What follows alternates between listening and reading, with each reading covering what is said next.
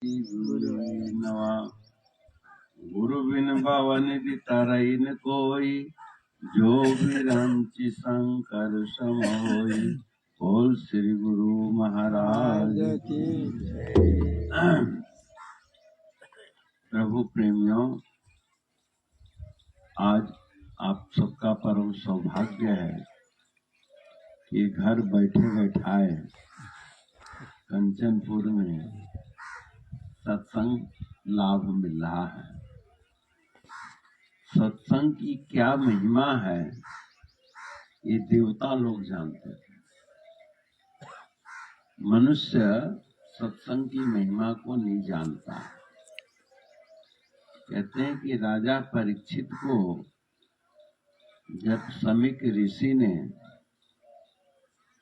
अपमान सहन करके तो शांत बैठे रहे, लेकिन उनका शिष्य पुत्र श्रृंगी ऋषि जो था, श्राप दे दिया कि मेरे पिता के गले में जिस किसी ने भी मृतक सर्प का माला पहनाई है, यही सर्प यानी तक्षक बन करके ठीक आज के 7वें दिन दस लेगा और उसकी मौत हो जाएगी।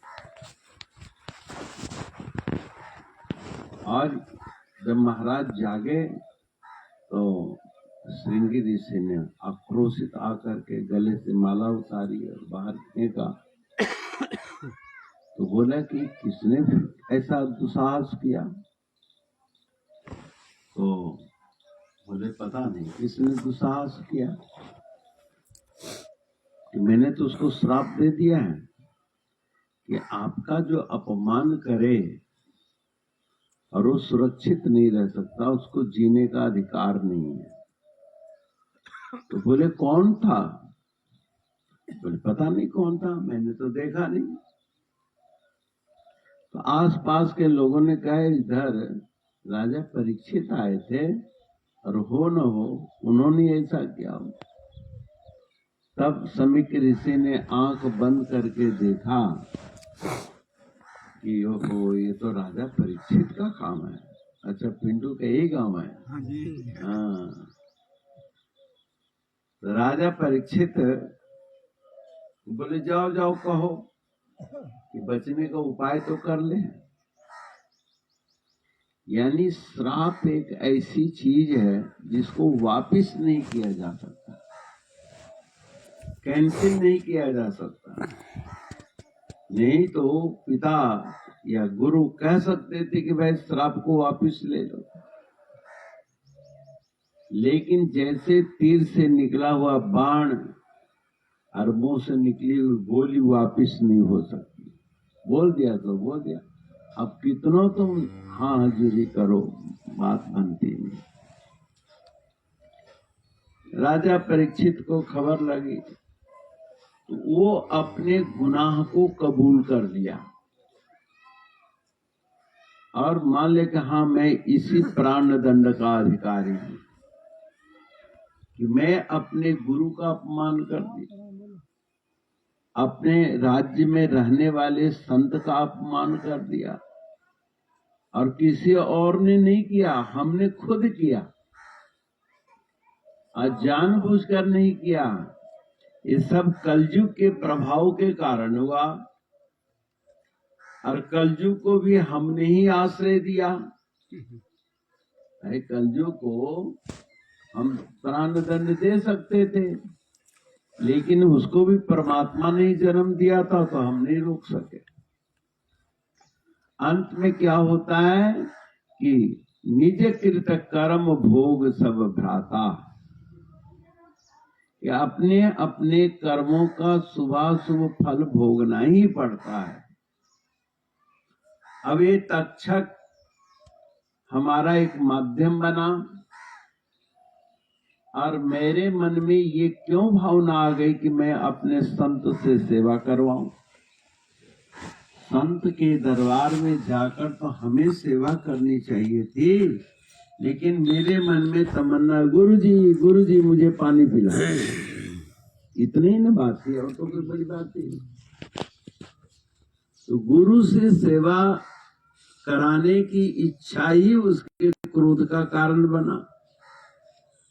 और गुरुजी साधारण अवस्था में नहीं बैठे थे, तो बुद्धि योग में थे, भाव योग में बैठे हुए थे। समाधि का मतलब होता है सम माने बराबर, धी माने बुद्धि।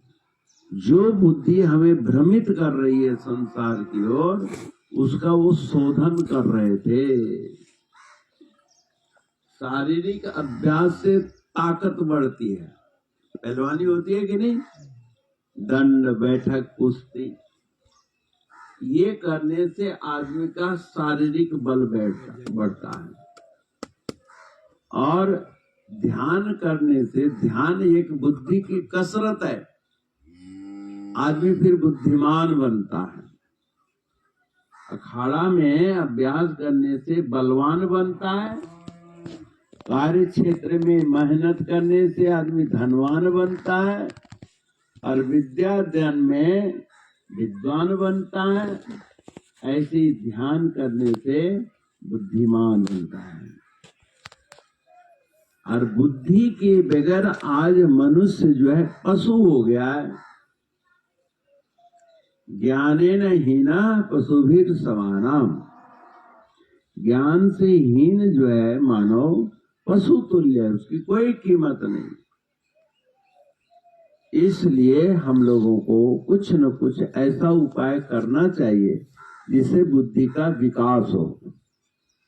बुद्धि के विकास के लिए बड़े संतों ने हनुमान चालीसा क्या क्या पाठ करवाया, लेकिन उससे भी दिव्य वस्तु आपके गुरु महाराज जी की आरती में वहां आप मांगते हैं।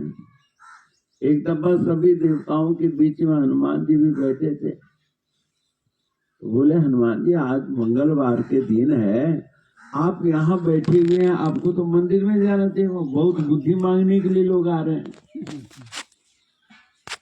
तो हनुमान जी बोले कि आज 10 साल से यही मांग रहे हैं और हम उनको दे रहे हैं, और दूसरे लेते तो है ही नहीं। देता हूं, उधर नशा खा के बुद्धि को भ्रष्ट कर देते हैं, आपस में लड़ करके हमारी बोली को खराब कर देते हैं।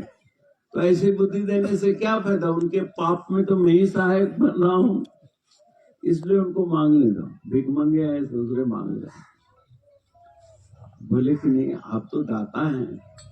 अरे नया नया भिखारी आए तो उसको दिया जाए, एक एक भिखारिया रोज मांगे दरवाजे पर तो जरा अच्छा नहीं लगता।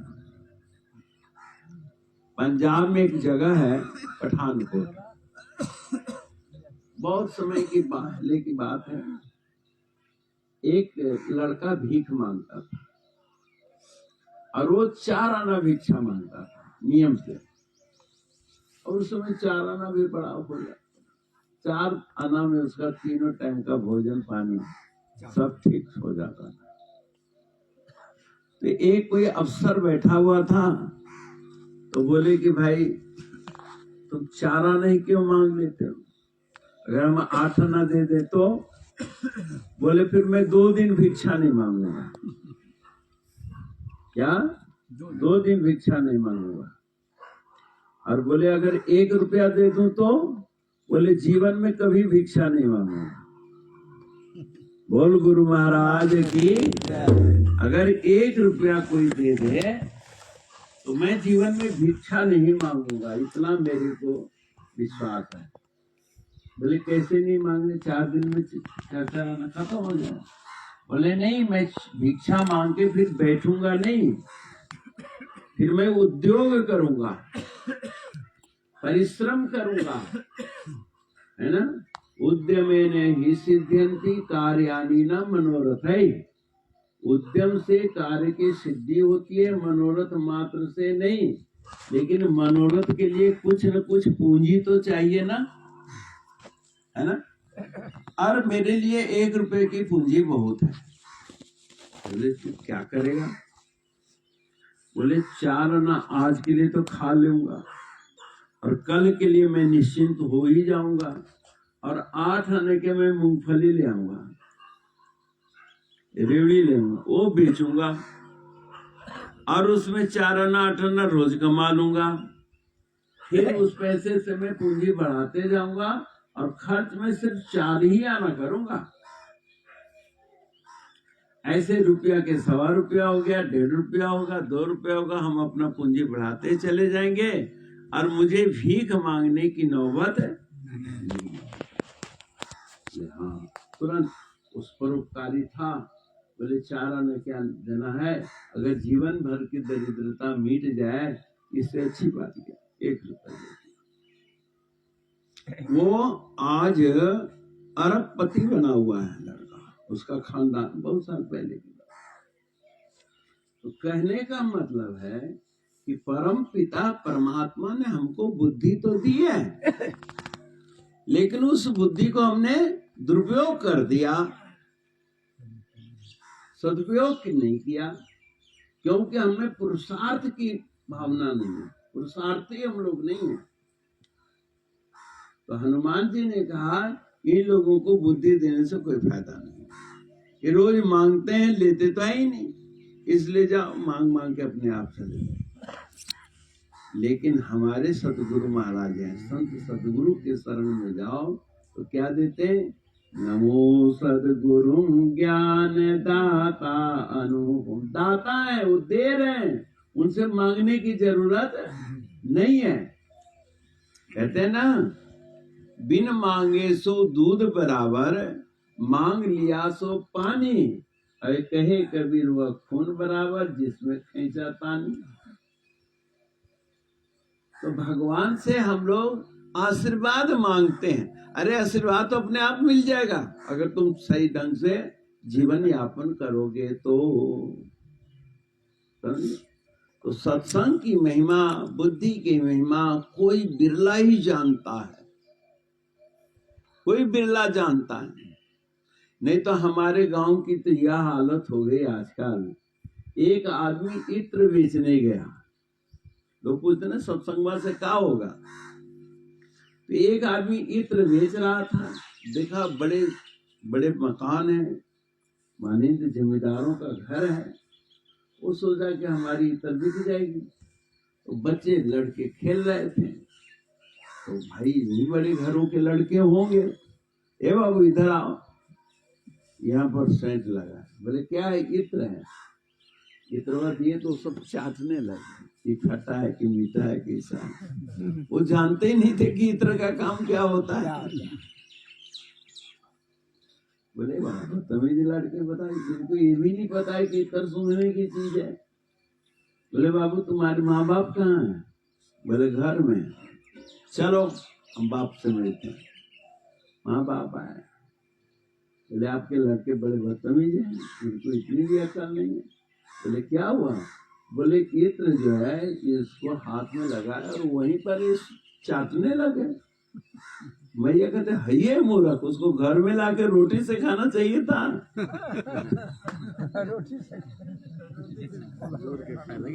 ये वही काट दिया, अकेले साथ ले लिया, तो अपने गठरी लिया और भाग गया वहां से। बोले यहाँ कोई कदरदान आदमी नहीं।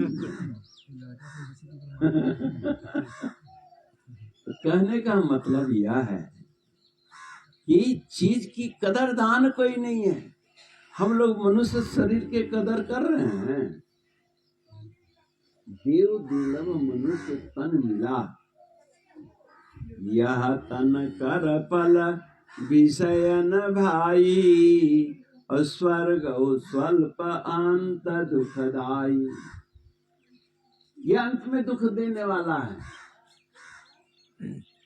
लेकिन मनुष्य लगा हुआ है इसी में, शब्द सुनने में, रूप देखने में, आदि आदि। और स्वयं नारायण कहते हैं, भगवान कहते हैं। और ये बात कब कही, भगवान ऐसे ही नहीं कहते। पहले राज्य गद्दी पर जब बैठे तो सबसे पहले 3 चीज की व्यवस्था करी राम जी ने। क्या, दैहिक, दैविक, भौतिक तापा। आम जनता के लिए 3 प्रकार का दुख है। शारीरिक कष्ट, तो शारीरिक कष्ट के लिए भगवान ने योगाभ्यास शुरू करवा दिया। दंड बैठक करो, खाने पीने की सुंदर व्यवस्था दे दी ताकि शरीर से लोग निरोग रहें। परमात्मा ने आपको ये धान चावल दिया है कि नहीं? लेकिन लोग चवलवे को गला के पानी पी रहे हैं, चावल को सड़ा रहे हैं, महुआ को सड़ा रहे हैं, गुड़ को सड़ा रहे हैं, जिसको शराब कहते हैं। खाने के लिए था भात, पुलाव, खिचड़ी, अब उसको क्या करें, सड़ा रहे हैं। अब सड़ाने के बाद उसके अंदर जो केमिकल रिएक्शन हुआ, जिस भोजन से तंदुरुस्ती और बुद्धि बढ़नी थी, उसको पीने से बुद्धि भी भ्रष्ट और शरीर भी भ्रष्ट हुआ कि नहीं हुआ? अब परमात्मा चावल न दे तो भगवान चावल खाने के लिए दिए थे। अब भात खाने से फालतू है तो उसको सड़ाएंगे हम और घर में लड़ेंगे। अपनी बुद्धि का प्रयोग लड़ाई में लगा दिया। भगवान कहते हैं सबसे पहले जो देह का दुख है उसको मिटाने का उपाय करना चाहिए। और राम राज्य की व्यवस्था में सबसे पहले शारीरिक शक्ति का विकास हुआ। उनके राज्य में कोई बीमार होता ही नहीं था, क्योंकि वो स्वयं सुबह उठते थे, सबको सुबह उठाते थे। सुबह नहाने से ही सैकड़ों रोग मिट जाता है, मिट गया। दैविक कोप था पहले, यज्ञ नहीं होता था, हवन नहीं होता था, पूजा लोग नहीं करते थे, पाठ नहीं करते थे, जप तप नहीं करते थे। तो राम ने कहा कि भाई हमारा तुम्हारा जीवन जो है अज्ञात शक्ति के अधीन है। अज्ञात शक्ति को ही हम ईश्वरीय शक्ति कहते हैं। अच्छा, आप धरती पर बैठे हैं तो क्यों बैठे हैं बताइए? गुरुत्वाकर्षण के कारण बैठे हैं कि नहीं? अगर ग्रेविटी पर, यद्यपि ये बहुत न्यूटन ने थोड़े ना चलाया है, कहते हैं ये सिद्धांत जो है लागू किया है न्यूटन ने, तो क्या उसके पहले गुरुत्वाकर्षण नहीं था क्या? समझा, इस रहस्य को समझा, समझे ना, लागू नहीं किया। ऐसे जिस परम पिता परमात्मा की कृपा से हम लोग जी रहे हैं, हम लोगों को मालूम ही नहीं चल रहा है कि उसकी कृपा से जी रहे हैं। आश्चर्य। भक्त लोग रिसर्च करते हैं न्यूटन की तरह कि सत्संग में वह ताकत है जो हम सब समाज एक हो सकते हैं। जैसे अभी आप लोग यहाँ इकट्ठा हुए, तो कैसे इकट्ठा हुए? सत्संग के नाम पर न हुए हैं। सत्संग ऐसे ही है जैसे गेहूं के आटा को इकट्ठा बनावे, पानी बिना पानी डाले आटा आपस में चिपकेगा, रोटी बनेगी? सूखे आटा की रोटी पूरी कुछ बनेगा नहीं, उसमें पानी डालना पड़ता है। ऐसी समाज के प्रत्येक इंसान के अंदर वैचारिक भक्ति डाली जाए, और भक्ति है जो सबको जोड़ता है, संगठित करता है। भक्ति अति आवश्यक। भक्ति क्या है? संतों की संगति करना, फिर उनके साथ बैठकर भगवत कथा का श्रवण करना। तो भक्त में आपको बतलाया जाता है कि 3 करज हर इंसान के ऊपर चढ़ा हुआ है। 3 करज। इस संसार में सबसे ज्यादा दुखी कौन है? जिसके सिर पर करज है। सुबह शाम वही रिड़कता है कि नहीं? वो कर्ज कौन है? पितृ ऋण, बुजुर्गों का ऋण है हम पर। माता पिता ने कृपा करके मनुष्य चोला दे दिया है। हरि कृपा कर जन्म दियो, जगमात पिता द्वारे। हरि कृपा कर जन्म दियो। जन्म कौन दे रहा है? हरि, नारायण दे रहे हैं, और हम कहते हैं हमने जन्माया है। झगड़ा तो यही हो गया। अगर तुमने जन्माया है तो महाराज जी कहे कि एक बाल में बेटे के सिर के तोड़ देता हूं, तो एक बाल लगा दे। लगाएगा। बोले पैदा तो तुम एक बाल नहीं कर सकते और सारे शरीर पर दावा बैठा लिया कि मेरा ही बेटा है, मेरी बेटी है, फलाना है, ढमकाना है। हरि कृपा कर जन्म दियो। ये परमात्मा ने कृपा करके जगत के माता पिता के माध्यम से हमें जन्म दिया है। इस बात को समझो, उस हरि की पहचान करो जिसने दिया, उसको तो हम भूल ही गए।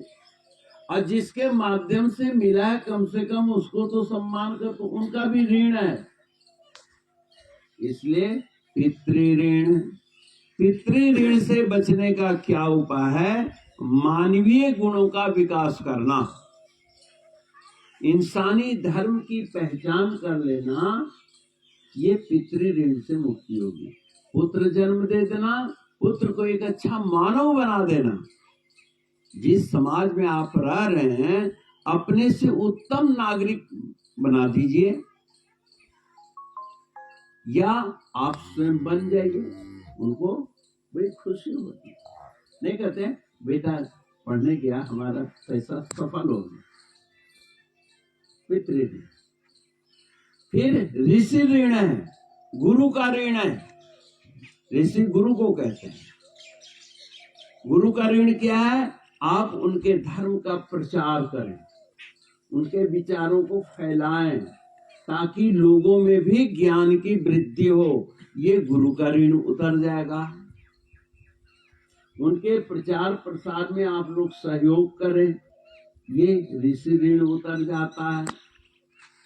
और फिर आता है दैव ऋण। तो दैविक ऋण से क्या होगा? यज्ञ हवन जप तप पूजा पाठ से देव ऋण उतर जाता है। यानी उन देवताओं के प्रति आस्था जगा देना, एक अज्ञात शक्ति के प्रति आस्था जगा देना। तो राम जी के जीवन में तो पदार्थों की भी कमी नहीं थी, देव यज्ञ की कमी नहीं थी, और शारीरिक शक्ति की भी कमी नहीं थी। तीनों शक्ति से संपन्न हो गए। अब ये सब बहुरा न जाए, क्योंकि तीन चीज मिल जाने के बाद आदमी निठल्ला हो जाता है। वे निठल्ले न हो जाए, इसलिए कहा यह तन कर फल विषय न भाई। जो हमने तुम्हारे लिए अन्न का व्यवस्था, यज्ञ की व्यवस्था या भौतिक संसाधनों की व्यवस्था कर दी है, इसको खाते ही में समय मत बिता दो। अगर इसी में समय बिता दोगे तो मनुष्य रूपेण मृगाश्चरन्ति। तुम क्या कर रहे हो? खा रहे हो, सो रहे हो, बच्चों को जन्म दे रहे हो, या अपने बलवान लोगों से डर रहे हो। आहार निद्रा भय मैथुनम च समान ये तत् पशु भी नरा। पशु में और नर में बराबर रूप से पाया जाता है। इसलिए हमको अपने मानवीय गुण का पहचान करना है। और मानव शरीर पाकर के परीक्षित जो है अभी देश के प्रचार प्रसार दुख सुख ही लगा रहा था। ऋषि का कोप हो गया, अब मरणासन की तैयारी हो गई। अब तो मरना ही है 7 दिन के अंदर। बहुत लोग ये कहते 7 दिन में ही सबको मरना है।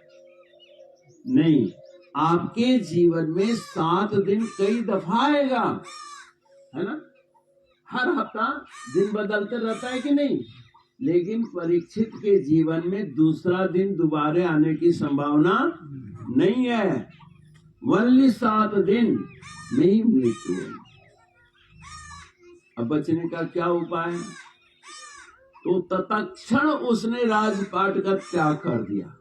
हाय बेटवा कैसे काम करेगा, कैसे हल जोतेगा, कब धान बीजेगा, कब गेहूं बीजेगा। नो, जैसे हार्ट अटैक हुआ तुरंत लेट जाता है ना आदमी, वो बौद्धिक अटैक हो गया, वैराग्य। तुरंत राजा जन्मेजय सामने था, बेटा हम ये राजकाज संभाला, हम चले। बोले कहाँ जा रहे हैं? बोले हम गंगा के किनारे जा रहे हैं। और हड़कंप मच गया कि ऐसे ऐसे मेरे को श्राप मिला है। उस श्राप को हमने स्वीकार कर लिया। उन्होंने कोई अनुष्ठान चाहते तो कोई अनुष्ठान करते नहीं, मृत्यु को स्वीकार कर आया है सो जाएगा। राजा रंग फकीर, एक सिंहासन पर चढ़ चले, एक बंधे जंजीर। अरे कल को भी मरना है 7वें दिन में। ये तो अच्छा ना हुआ कि 7वें दिन हमको मालूम हो गया है? ये तो बहुत अच्छी बात है। निश्चय मृत्यु है। चला गया, बड़े बड़े ऋषि मुनि दौड़े तो सुखदेव मुनि आ गए। क्या बात है, ऐसे ऐसी बात है। तो भागवत कथा का आयोजन करने ही वाले थे तो सबसे पहले पता लग गया देवलोक में। और देवता लोग अमृत की कला, जैसे आप लोग सत्संग में आते हैं ना, तो कोई फल है, फ्रूट है, मेवा है, मिष्ठान है, द्रव्य दक्षिणा चढ़ाते हैं। अरे करना चाहिए। सत्संग में कभी खाली हाथ नहीं जाना चाहिए। माता पिता गुरु जो पूज्य हो, वृद्ध हो, खाली हाथ नहीं जाना चाहिए, कुछ ना कुछ लेकर जाना। संतों ने कहा कुछ नहीं है तो फूलवे लेके जाओ। अब लोग कहने लगे फूले के पीछे पड़ गए, क्योंकि फूल हम तो लगाए नहीं, तो भगवान का लगाया हुआ है, इसको तोड़ने से कोई फायदा नुकसान भी नहीं। फूलवे फूल चढ़ाने लगे। फूल का मतलब है तुम्हारे परिश्रम का फूल, मेहनत का फूल, अन्न धन वस्त्र आदि, ये तुम्हारे हाथ का फूल कहलाता है। तुम्हारे पुरुषार्थ से वो न फूला है। खैर सब देवता लोग आ गए। सुखदेव कहे ओहो ये देखो ये स्वार्थी लोग आ गए। बोले क्या चाहिए? हम तुमको तो निमंत्रण दिए भी नहीं। बोले नहीं महाराज, कथा में तो बिना निमंत्रण के लोग आते हैं, और यज्ञ हो रहा है तो बिना मांगे लोग देते हैं। ये क्या लाए हो? बोले अमृत लाए हैं। बोले अमृत की क्या काम है? बोले महाराज परीक्षित मरने वाले हैं कि इनको अमृत पिला दीजिए और अमर हो जाएंगे, इसकी गारंटी हो जाएगी। सुखी हो जाएगा, ये अमृत का गारंटी नहीं है। तो बोले फिर क्या होगा? बोले मरेंगे नहीं, और बदले में आप कथुआ हमको सुना दीजिए। अब देखो सुखदेव जी कौन है? परीक्षित के परदादा हैं। कौन है? कैसे भला? अभिमन्यु के बेटा अर्जुन दादा हुए ना, है कि नहीं? और अर्जुन के दादा हैं ये सुखदेव, क्योंकि धृतराष्ट्र के समकक्ष ये है, तो क्या हो गए? परदादा हो गए। तो अपन पोता के हित में ना बात करेंगे बुजुर्ग हैं। तो बोले कि ले जाओ ये अमृत। कहाँ कांच और कहाँ हीरा? हीरा है कथा, जिस कथा की आज हम लोग कीमत नहीं लगाते हैं, जिस प्रवचन के हम लोग कीमत नहीं लगाते हैं, और ये कीमत सुखदेव जी ने उस शापित परीक्षित को समझा दिया। और वो चले गए अपना अपना पैसा लेके, यानी अमृत लेके चले गए। बोले हमारे कथामृत रसा स्वाद कुशला सौनको ब्रवीता। कथामृत के रसा स्वादन करने वाले में कुशल सौनक जी थे, यानी संतों की वाणी को सुनने में जो कुशल हो, यानी उस वाणी को समझने वाला भी तो चाहिए ना, तब ना हमारे चित्त में स्वभाव में परिवर्तन आएगा। और 7 दिन के अंदर उसको इतना तत्व बोध हो गया कि हम ब्रह्मास्मि, मैं ही ब्रह्म हूँ। और तक्षक आया, उनके शरीर को डंक मारा। शरीर के डंक मारने से पहले अंतःपुर में चले गए, यानी अंतःकरण में। इस तरह से उनकी कैवल्य की सिद्धि हुई, मोक्ष की सिद्धि हुई। तो सत्संग की महिमा की पहचान करो। तो भाई और बहनों, इतना ही कहकर वाणी को विराम देता हूँ। और 9